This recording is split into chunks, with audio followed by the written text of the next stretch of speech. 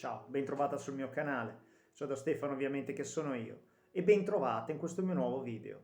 Come spesso accade nei miei video parlerò di relazioni tossiche, amori malati, con narcisisti patologici, borderline oppure psicopatici. Io per correttezza permetto sempre di non essere né uno psichiatra né uno psicologo, sono un giornalista regolarmente iscritto all'albo che però, ahimè, ho attraversato alcune relazioni tossiche. Ho fatto un mio percorso virtuoso e ne sono uscito bene. In questi anni ho studiato libri scritti da luminari internazionali come Otto Kernberg oppure Sigmund Freud. Ho guardato numerosi video tenuti da psichiatri e psicologi, anche italiani, esperti in relazioni tossiche. La cosa più importante, ho partecipato a gruppi e seminari di persone che, come me, sono state vittime di amori malati. Ho ascoltato molti racconti e ho metabolizzato alcuni concetti che voglio esporre in questi video.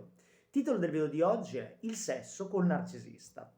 Allora, prima di iniziare ti voglio chiedere due cose. La prima, se per favore puoi mettere like a questo video, così che mi aiuti a far crescere il canale e potrò continuare a fare video sul narcisismo. Grazie. Seconda cosa, se ti interessano i miei contenuti che riguardano le relazioni con narcisisti patologici, ti vuoi tenere aggiornata sui miei video, iscriviti al canale se non l'hai già fatto, che così ogni volta che ci sarà una notifica, un mio nuovo video, lo saprai per tempo. Bene.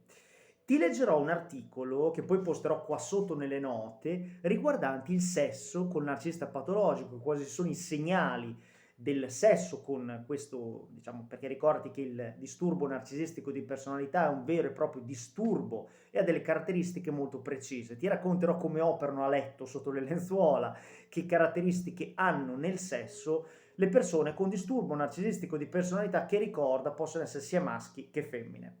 Allora, andiamo.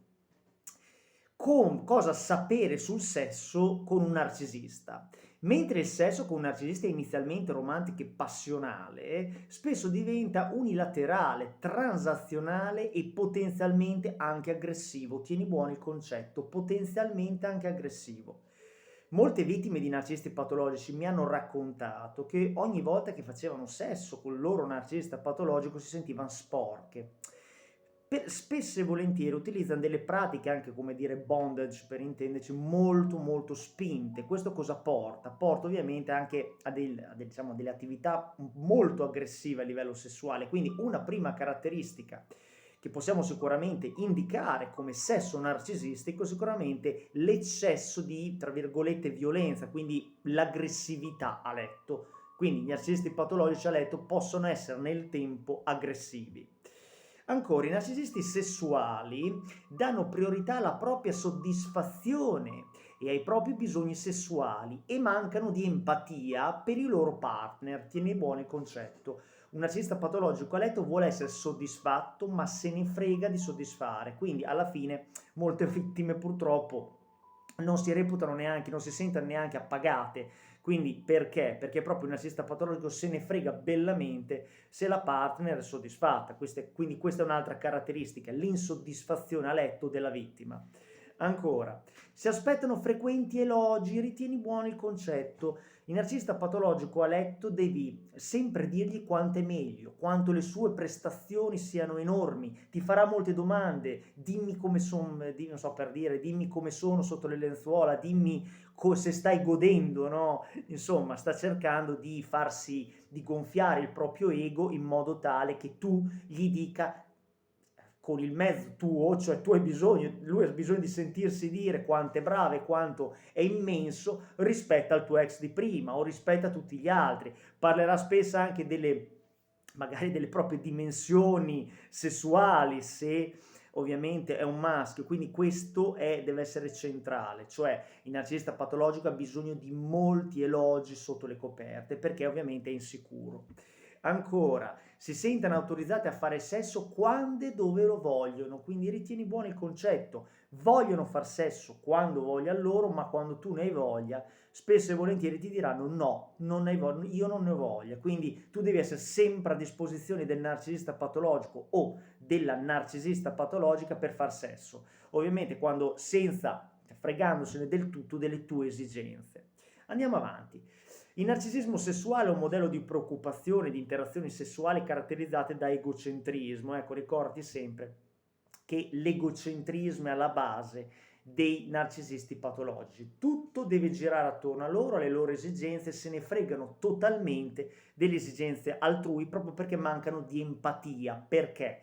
L'empatia è, diciamo, è una cosa che noi abbiamo, tutti gli esseri umani dovrebbero avere, tramite i neuroni specchio riescono a diciamo, inserirsi, riescono a percepire i stati d'animo altrui. Quindi il narcisista patologico non riesce a mettersi negli stati d'animo altrui, nel bene o nel male. Quindi questa assolutamente è una cosa che il narcisista patologico anche a letto fa vedere, cioè un estremo egocentrismo. Allora andiamo a vedere che aspetto ha il comportamento sessuale del narcisista. 9 segnali. Mentre i comportamenti sessuali possono presentarsi in vari modi, ci sono alcuni segni da tenere d'occhio. Attenzione. I narcisisti sessuali tendono ad entrare in relazioni intime con fascino, commenti lusinghieri, abbondanza d'amore nel love bombing, quindi all'inizio loro sono dolci, gentili, carini proprio perché ti devono irretire. Anche a letto sono molto passionali inizialmente, poi però si trasformano. Il comportamento narcisistico sessuale spesso comporta i seguenti segnali. 1. Dare priorità alla propria soddisfazione sessuale. I narcisisti sessuali sono preoccupati della propria soddisfazione ignorando i bisogni della sua partner, come ti dicevo prima.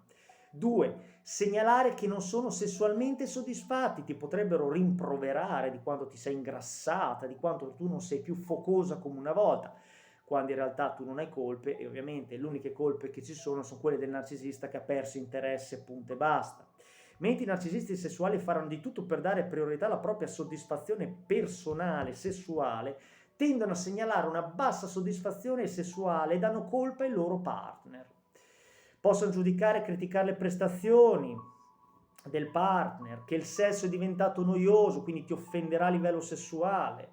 Deve cambiare, ti dicono che devi cambiare per soddisfarlo sessualmente, quindi inizieranno a romperti le palle, passami il francesismo, perché tu a letto non gli vai più bene. 3. Eccessiva sicurezza e grandiosità delle prestazioni sessuali. I narcisisti patologici spesso ritraggono se stessi e le loro capacità sessuali come unici, cioè hanno bisogno che tu gli dica quanto lui o lei, narcisista patologico, è meglio degli altri, come ti dicevo prima, perché devono gonfiare l'ego, senso di grandiosità superiore agli altri, mentre alcune ricerche mostrano che alcuni narcisisti sessuali hanno in realtà un'alta stima sessuale, si percepiscono come buoni amanti, mentre altri no. Quindi insomma sono molto confusi a livello sessuale. Tendenzialmente i narcisisti patologici sono persone molto insicure in tutti gli ambiti della vita. 4. Aspettativa di lode. Per alimentare la loro autostima, la sua autostima, il narcisista bramerà, si aspetterà, persino ti chiederà elogi per soddisfare l'offerta narcisistica. Durante il sesso questo può sembrare come ordinare al partner di esprimere soddisfazione sessuale, love talking, ha bisogno di parlare, ha bisogno che tu gli parli, ha bisogno che tu gli dica quanto è migliore rispetto agli altri. E fare complimenti ovviamente ha bisogno di sentirsi fare dei complimenti dal punto di vista sessuale. Ipersensibilità alle critiche. Il narcisista è ipersensibile alle critiche sulle sue prestazioni sessuali, guai offenderlo. Guai fargli un appunto, guai dirgli guarda mi piacerebbe tu facessi così o ti vedo un pochino teso, no?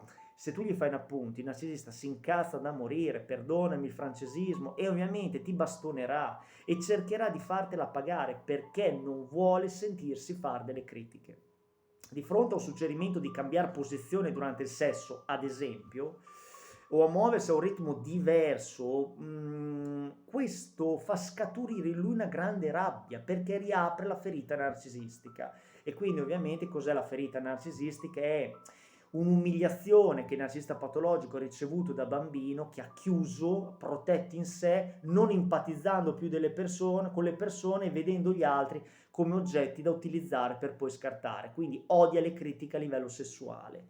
Aggressione o violenza. Mentre l'aggressività durante il sesso per alcuni può essere perfettamente sana, può indicare che qualcuno, un narcisista sessuale, sta eseguendo contatti sessuali indesiderati, quindi ha bisogno di esprimere la rabbia interiore che ovviamente il narcisista ha, perché il narcisista patologico è una persona profondamente arrabbiata con la vita e anche a livello sessuale utilizzerà pratiche aggressive nel lungo periodo. 7, mancanza di empatia per i bisogni della partner. Gli ultimi 2, senso di diritto nel sesso e sfruttamento sessuale. I narcisisti patologici spesso vedono le persone nella loro vita come oggetti per soddisfare i loro bisogni sessuali, il che può significare fare tutto il necessario per raggiungere tale obiettivo. Alcuni narcisisti patologici raccolgono e minacciano ricatti con foto, video, ti potrebbero ricattare, vorrebbero fare delle foto con te per poi trarne beneficio, dicono alla partner che sarebbe un nulla senza sesso con il narcisista, quindi ti potrebbe anche dire che come fa sesso lui o lei, il narcisista patologico, non lo ritroverà mai più. Tu non lo ritroverai mai più. Questa è ovviamente una grande fandonia, una grande balla, anche perché il sesso con un narcisista patologico non è di certo bello. Questo è poco mai sicuro. Se poi vuoi andare a leggere per intero l'articolo, lo posto qua sotto nelle note. Stiamo uniti, eleviamoci sopra i narcisisti patologici, ricorda e ripeti il motto: l'empatia diverrà la mia magia. In un mondo sempre più egocentrico, quindi narcisistico, persone empatiche sono davvero preziose. Tieni buona questa tua qualità e diffondi più notizie possibili in merito al narcisismo patologico, perché la conoscenza salva la vita e ci sono molte persone che hanno a che fare con narcisisti patologici e non lo sanno purtroppo. Tutto qua. Ciao da Stefano.